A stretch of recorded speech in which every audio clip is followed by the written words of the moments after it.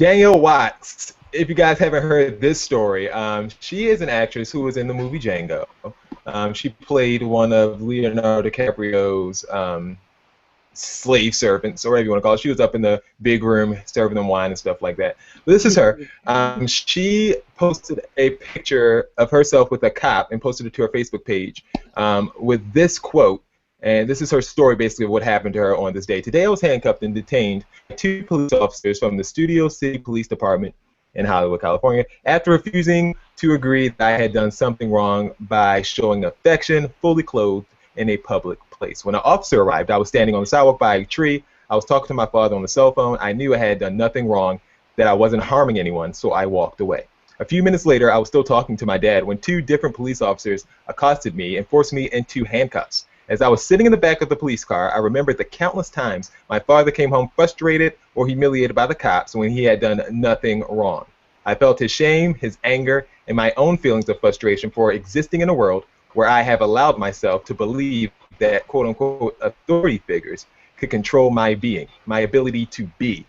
I was sitting in the back of this cop car filled with adrenaline, my wrist bleeding in pain, and it occurred to me that even there I still had power for my own spirit. She went on to talk about how the cops can't stop her from, expressing herself and everything else. She still continued to say, I will look to any authority figure in the eye without fear. No police officer or government official is more powerful than me. We are equals. I know that I will always be free because that is the nature of my spirit. I'm not going to read the whole thing. You can read it on her Facebook page if you would like. But that's what she had to say about it. She also alluded to, she went on CNN and said that she was mistaken for a prostitute by the cops, and her husband spoke on that as well, saying from the questions that the cop asked me, as D, talking about the woman, was already on the phone with her dad. I told that whoever called on us, including the officers, saw a tatted or walker white boy and a hot booty, shorted black girl, and thought we were a hoe, prostitute, and a trick, the client. This is something that happened to her and her father when she was 16. What an assumption to me. Because my past experience with them gave him my ID, knowing that we did nothing wrong, and when they asked Steve for her, he refused to give it because they had no right to do so. So they handcuffed her and threw her roughly into the back of the car so they could figure out who she was. In the process of handcuffing her, they cut her wrist, which was truly not cool.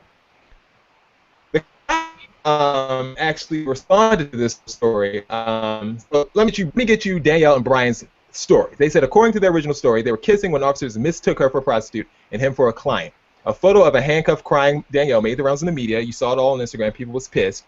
And the cops actually responded with their version of everything, saying, on Thursday, September 11, 2014, at around 3:01 p.m., patrol officers from North Hollywood, along with the patrol sergeant, responded to a call of indecent exposure on Ventura Boulevard. The citizen who called the police to complain told the 911 operator that a male and a female were involved in indecent exposure inside of a silver Mercedes with the vehicle door open. The responding sergeant and cops located 2 individuals that matched the descriptions, and they were briefly detained. Upon further investigation, it was determined that no crime had been committed. Ms. Watts and her companion were subsequently released. A internal complaint investigation has been initiated regarding this matter. Guys, should the race card be played in this situation? A lot of people are saying this had nothing to do with race. She's just pulling the race card for no reason. What do you guys think? Oh, nothing ever has anything to do with race. Black people are always pulling the race card. This is what we do.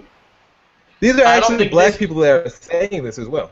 I don't think this had anything to do with race, like specifically. Like, it's just, first off, from what I'm reading from this story and other things that I've read about this story, eyewitnesses have said that the man and the woman were actually having sex in that car. First off, that's inappropriate. And secondly, and I don't care how many of you guys from this panel and say, like, they could do whatever they want, this, that, and the third. No, you cannot. Just sit. Why in the hell would you be in broad daylight hunching up and kissing up on your husband or your wife? You guys are married. Like, why don't you go home and do that? Why do you need to be laying out with this person in your car in public, kissing on them and whatnot? Like, there are children walking around. It was indecent exposure. The cop, you said you respect authority figures. So why is it when the guy asked you for your ID, you didn't just give it to him? Why was it this big backlash? He said, I think people were complaining about something that you did. It's not like the cops just ran up on you or whatever. You were indecently exposed. That's the reason why you were questioned. Indecently exposed. And it's not a race thing, because your white husband would have been arrested too, or handcuffed as well, if he would not have complied with the officers. You, Ms. Django, you are the one who decided not to comply and throw the Django. Oh my Mr. God. Django. I'm not here for it. And they better not. Don't you dare say no race car, and she was wrong for kissing her husband in the car with the door open like that. Sit down somewhere. Karima, your face is all types of screwed up. What is your... Because she can't believe how disgusting this couple is. That's why her face is messed up. No, because I can't believe how PC you're being. Like, come on, Dex, be for real. Did they say that anybody's clothes was off? You can kiss and hug and caress somebody. They believe they were having sex. They believe that the couple was having sex in the car. So I'm sure somebody's seen some type of article of clothing off. Why is the door open? No, Why? but that's an assumption. You're making an assumption. Unless someone actually... I'm going by what the eyewitnesses said. An assumption would be that they weren't doing anything. That's what they said, but I'm saying you making an assumption because no one has hard evidence proving. They have so many camera phones that anybody could tape or film anything. We're always Instagramming everything, putting everything out there, and you mean to tell me that none of these people did it? If you look at the report, it says some people are upstanding citizens. So we do that. Some people are upstanding citizens, so instead of taking a picture of two people having sex, like I'm not going to take a picture of two people having sex, but I definitely will call the cops if I see something like that. So that's what I was about to say. So if you saw them in the car, you need to mind your business, and maybe you need to get some sex because you are too uptight. It's public. You're not gonna be having sex in public on my public streets that I have to walk down with my children, with my family, with my friends. I'm not gonna look at it. I'm not gonna stand for it. I will call the cops if I see two people doing something like that. You have a home. Go back in your home and you have sex in the privacy of your very own home. That should not be something that's done in public. Since you don't know that, and since you don't have the police report, I suggest you shut it down. Because as far as we know, the report says kissing, fondling, and canoodling, which is not equal to indecent exposure. Ooh, and I do believe it's racist because it was especially of the location and the way that they treated the female versus the compliance or not. They didn't treat Reese Witherspoon like that, who was clearly belligerent and drunk. It's pure. But Reese Witherspoon was also defending her husband. She wasn't indecently exposed, and she was arrested for being under the influence of alcohol. She was actually arrested for that as well.